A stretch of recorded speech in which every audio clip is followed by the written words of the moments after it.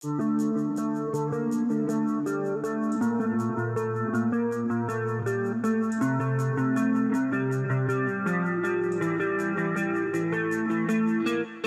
मदन ठाकुर, देवभूमि संघर्ष समिति सदस्य, और इस आंदोलन में बैठे 4 दिन हो चुके हैं, अनशन पे बैठे हैं और सरकार से छोटी सी मांगों को लेके बैठे थे। हमें नहीं पता था कि यह मामला इतना आगे तक बढ़ जाएगा, परंतु पिछली रात से जो सरकार ने सकारात्मक कदम उठाए हैं, मैं उसका भी स्वागत करता हूं और पूरे सनातनी की तरफ से उसकी बात का स्वागत करता हूं कि देर आए दुरुस्त आए, सरकार ने बातों को माना है। हमारी छोटी सी डिमांडें थी, जो कोर्ट के माननीय न्यायालय का आदेश था कि इस जगह को सील किया जाए, वहाँ पे बाहरी लोगों की आवाजाही को बंद किया जाए और जो झूठे आपने एफआईआर की थी उसको निरस्त किया जाए। तो पिछली रात सरकार ने माना है, मौखिक तौर पे कहा है, परंतु हम लोग लिखित आदेश के इंतज़ार में हैं। तब तक धरना चला रहेगा जब तक लिखित आदेश नहीं आते। नहीं, मस्जिद की तरफ तो हम बिल्कुल नहीं जाएंगे, क्योंकि जब मामला कोर्ट में हो तो हम किसी भी कार्य का या वहाँ पे किसी भी प्रकार की अगर कोई अनहोनी घटना होती है, उसका बेनिफिट हम किसी अन्य को नहीं देना चाहते। हम लोग चाहते हैं कि आपके माध्यम से और एक बात कहना चाहूँगा कि किसी भी व्यक्ति को वहाँ पे जाने की इजाज़त नहीं है।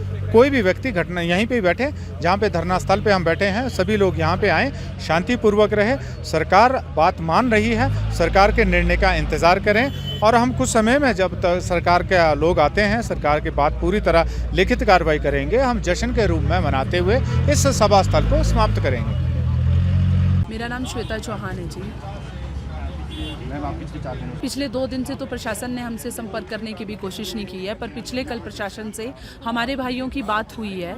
तो अब वो बातें किस रूप में बाहर आती हैं, किस लिखित रूप में वो हमें देते हैं, हम इसी चीज़ का इंतज़ार कर रहे हैं। 11 बजे तक का समय प्रशासन ने हमसे मांगा है और जो हमने उनको दिया है।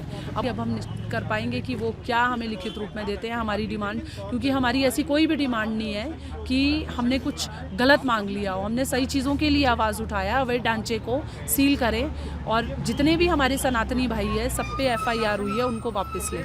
हमारी यही 2 डिमांड है। मेरा नाम विकास थापा है। जो आंदोलन जनता शांतिपूर्वक चले, क्योंकि काफी हद तक देखिए, रणनीति का जो रूपरेखा है वो रूपरेखा हमारी आज से नहीं और 3-4 दिन पहले से बन चुकी है।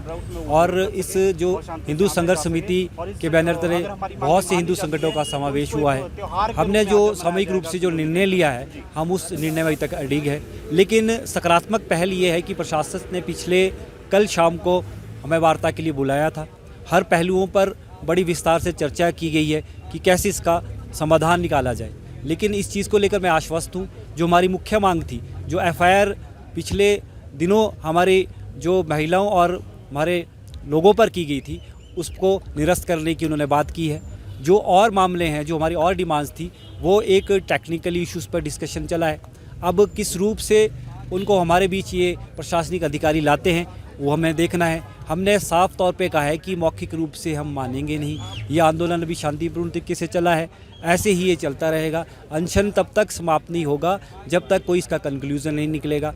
कंक्लूज़न प्रशासनिक अधिकारियों को निकालना है। हमने अपनी बात स्पष्ट शब्दों में पिछले कल ADM महोदय के सामने, ADC महोदय के सामने भी रखी है। कैपिटेंट अथॉरिटी जो इस मामले में है वो कमिश्नर महोदय है, जो हमारा बिजली पानी काटने का जो हमने बात की है उस पर अभी उन्हें निर्णय लेना है।